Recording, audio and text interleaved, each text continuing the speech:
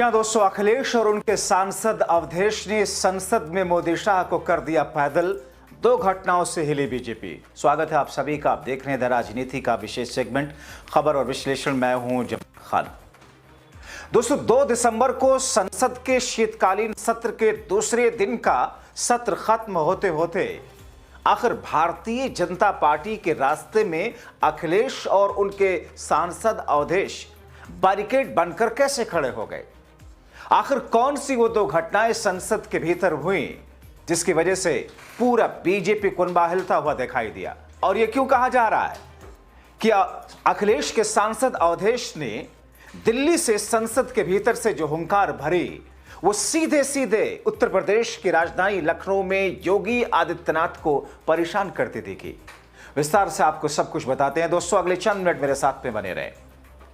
दोस्तों, संसद के भीतर हो या फिर संसद परिसर में या फिर संसद के बाहर सड़क पर, हर तरफ मौजूदा वक्त में मोदी शाह योगी और उनकी सरकार और पार्टी बीजेपी अपने कारनामों और आचरण के कारण घिरी हुई है। मगर न जाने ऐसी कौन सी कथित घुट्टी चुनाव आयोग को पिला रखा है कि हर सूरत में चुनावी राजनीति में चुनाव के नतीजे बीजेपी की झोली में आकर ही गिर जाते हैं। मतलब राजनीतिक हवा खिलाफ, जनता का रुझान खिलाफ, विकास के दावे इनके बयानवीरों के खिलाफ, जातीय संघर्ष में दलित पिछड़ों का टोटल रुझान इनके खिलाफ। मगर कथित तौर पर चुनाव आयोग इनके हाथ से सत्ता को फिसलने नहीं दे रहा। मगर संसद के सत्र के दूसरे दिन इनके हाल अखिलेश और उनके दलित सांसद ने पतली कर दी। दोस्तों, आपको संसद के भीतर की 2 घटनाएं दिखाता हूं। इन 2 वीडियो से आप अंदाजा लगाइए कि कैसे बीजेपी की बखिया उधेड़ी गई, संसद में किस तरह मोदी सरकार की घेराबंदी हुई। ऐसे में पहला वीडियो अखिलेश के सांसद अवधेश प्रसाद का, जिन्होंने दिल्ली से यूपी के सीएम योगी आदित्यनाथ को हिला दिया। अखिलेश के दलित सांसद ने जब संसद में अपना दर्द बयां किया तो चारों तरफ हंगामा शुरू हो गया। खामोशी के बीच में हंगामा, या फिर यूं कहें कि खामोशी इस तौर पर चीख चीख कर शोर मचाने लगी जिसकी गूंज उत्तर प्रदेश की राजधानी लखनऊ में योगी आदित्यनाथ तक पहुंची। खबर देख लीजिए जिसमें लिखा हुआ है कि दलित सांसद अवधेश प्रसाद जी का दर्द सुनिए। वो कह रहे हैं कि जब हमने दलित बेटी के लिए आवाज उठाई तो ने यूपी के मुख्यमंत्री ने कुत्ते की पूंछ कहा। क्या यह सहनीय है? एक तरफ अखिलेश जी सामान्य सीट से दलित को खड़ा करके उनका सम्मान बढ़ाते हैं, दूसरी तरफ बीजेपी उनका अपमान करती है। कैसे? सुनिए अवधेश प्रसाद की जुबानी। जब हमने आवाज उठाया, आप लोग बैठ जाइए। तो उत्तर प्रदेश के सरकार के मुख्यमंत्री ने कहा घड़ियाली आंसू बहाते हैं, ये कुत्ते की पूंछ है। जाहिर है सपा सांसद अवधेश की हुंकार दिल्ली से यूपी तक गूंज रही होगी। और ये यूं ही नहीं है। अवधेश प्रसाद ने अपने गृह राज्य में जब एक दलित बेटी के लिए आवाज उठाई थी, जिस पर अवधेश की जुबान में योगी के अमर्यादित बयान आए, मगर अखिलेश ने इस बीच में एक और नजीर पेश करके साबित कर दिया कि यूं ही वो पीडीए के मसीहा नहीं है। यकीन ना हो तो देखिए इस वीडियो को। बोला था अगर मैं यहाँ पर गया हाईवे बस में एक्सीडेंट हो गया एक।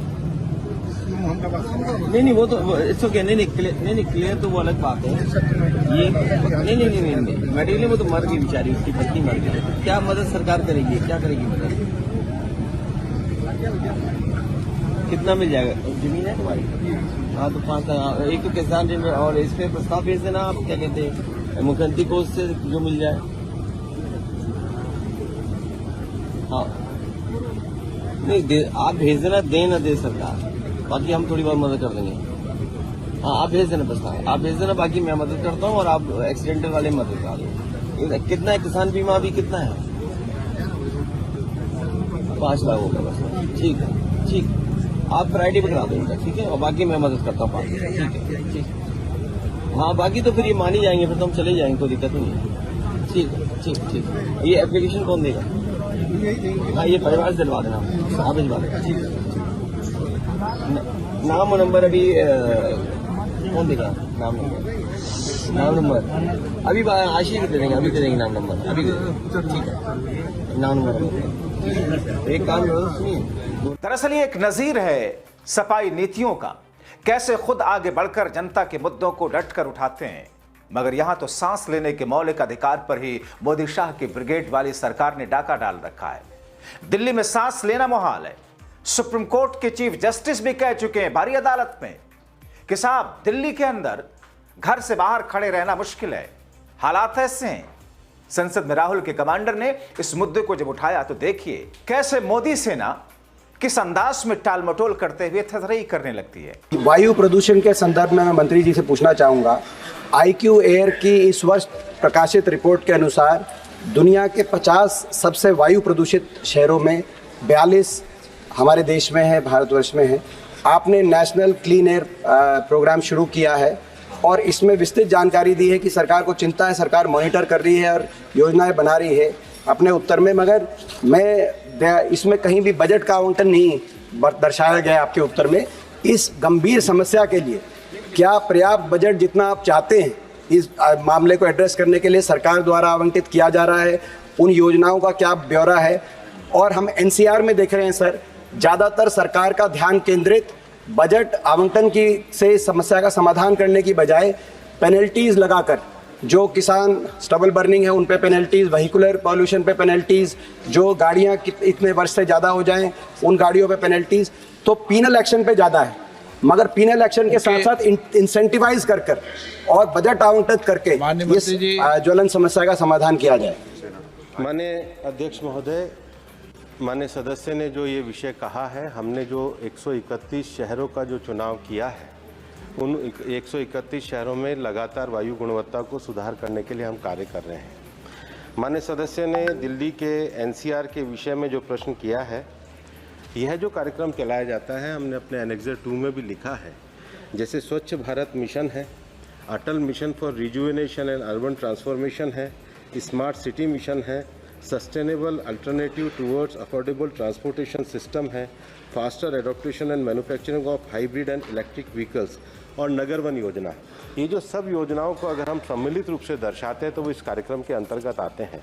सरकार कोई जुर्माना लगाने का प्रयास नहीं कर रही, सरकार इसमें क्वालिटेटिव सुधार कर रही है। जैसे दिल्ली के अंतर्गत हमने वायु की गुणवत्ता को सुधार करने के लिए B4 से BS6 पेट्रोल पे हम लोग गए हैं। दिल्ली में गुणवत्ता को सुधार करने के लिए हमने एक्सप्रेसवे बनाए हैं ताकि जो दिल्ली का मेन ट्रैफिक है वो वहाँ से निकल जाए। पराली के लिए अपने उत्तर में भी अगर आप देखेंगे तो हमने लिखा है, हमने CHC सेंटर बनाए हैं, पराली के लिए मशीनें दी हैं, किसानों को हायरिंग करने की सुविधा भी प्रदान करी है। इवन जो दिल्ली के आसपास जो इंडस्ट्रियल पॉल्यूशन होता है उसमें हमने इंडस्ट्रीज़ को PNG के ऊपर हमने डाइवर्ट करने का भी काम किया है। जो हमारे DG सेट वगैरह लगते हैं उन DG सेट में भी सुधार और गुणवत्ता करने के लिए हमने कार्य किया है। एयर क्वालिटी के लिए और वेस्ट मैनेजमेंट के लिए भी जो काम किए हैं वो पूरे विस्तार से मैंने एनेक्सर 2 में लिखे हैं। माननीय सदस्य उसको ध्यानपूर्वक देखेंगे, ऐसी मैं अपेक्षा करता हूँ। दोस्तों, बात सिर्फ सांस लेने के मौलिक अधिकार की या उसके छीनने की नहीं, इससे इतर दवाइयों के शक्ल में कैसे मौत बांटी जा रही है। अखिलेश ने उससे जिस तौर पर पर्दा उठाया, जाहिर तौर पर सत्ता, सरकार, पुलिस प्रशासन को वैसी कार्रवाई भी करनी चाहिए। मगर देखिए क्या हुआ, कुछ नहीं। SIR की प्रक्रियाओं के लिए सरकार ने डेट बढ़ा दी है। मैं आपसे कहूंगा, अगर खांसी हो तो जो देसी दवा है ना, गुड़, सौंठ या अदरक या लौंग, काली मिर्च, उसका इस्तेमाल कर लेना। लेकिन बीजेपी की सरकार में ये जो आ रही है कफ सिरप, इससे बचना। इसलिए बचना कि कुछ लोग इसमें मुनाफा कमा रहे हैं। अभी तो स्कीम चल रही थी 1 डिस्ट्रिक्ट 1 माफिया। ये ODOP नहीं है, ODOM है। ये 1 डिस्ट्रिक्ट 1 माफिया। अभी तो हम लोगों ने खोजबीन करके भारतीय जनता पार्टी के भाजपा माफिया जीवी के सहारे और इनके संगी साथी मिलकर के ये जो बड़ा काम कर रहे थे और हमें आपको बदनाम करते थे, सच्चाई तो ये है कि महागुंडा राज चल रहा है इस समय। ये जो गुंडा राज वो बदनाम करते थे, अगर इस सरकार में देखोगे तो महागुंडा राज चल रहा है। और ओडीओपी नहीं, जो हमें आपको सबको कहते थे 1 डिस्ट्रिक्ट 1 माफिया, जब से माफियाओं की सूची निकाली है हम लोगों ने जानकारी कर करके कि 1 डिस्ट्रिक्ट 1 माफिया ODOM, ये बीजेपी के इसका खुलासा हम लोग इसी तरह करते रहेंगे। इनकी जो हेरा फेरी है, पोल पट्टी, हम लोग इसी तरह खोलते रहेंगे। योगी जी ने कहा है तो फिर एक ऐसी स्थिति, जिस स्थिति में देश और प्रदेश की जनता जीने को मजबूर है, और जिस स्थिति में उनको उनकी निगाह में जो मसीहा है, संसद में जिस तौर पर सत्ता पक्ष के सामने इन तमाम चीजों को लेकर के, जो कि वोट चोरी से इतर, जो दूसरे मुद्दों से इतर, इन मुद्दों पर जब घेरते हैं तो फिर सरकार दाएं बाएं झांकने लगती है। मोदी और शाह पैदल दिखने लगते हैं, भारतीय जनता पार्टी का खेमा हिलने लगता है, मगर मानो इनके पास में एक वो जीवन रक्षक दवाई है, एक ऐसा पैराशूट है जिससे किसी भी ऊंची सी ऊंची इमारत से क्यों न कूदें, इनके लिए कोई खतरा नहीं होता, क्योंकि इनको पता है चुनाव में जीत कर तो हम ही आएंगे। और शायद इसीलिए नारे दिए जाते हैं कि कुछ भी कर लो, आएगा तो मोदी ही। मगर आप क्या कहते हैं, आप क्या सोचते हैं, जागरूक क्यों रहें आप? क्यों मैं बार बार कहता हूं, जरूरी है इन चीजों को समझें, जानें, परखें, अपनी अकल लगाएं। मौजूदा वक्त में जिस तरीके के भ्रामक खबरें, जिस तरीके की भ्रामक स्थितियों को आपके सामने लाया जाता है, उसको आप अपनी कसौटी पर परखें, अपनी राय जरूर लिखें।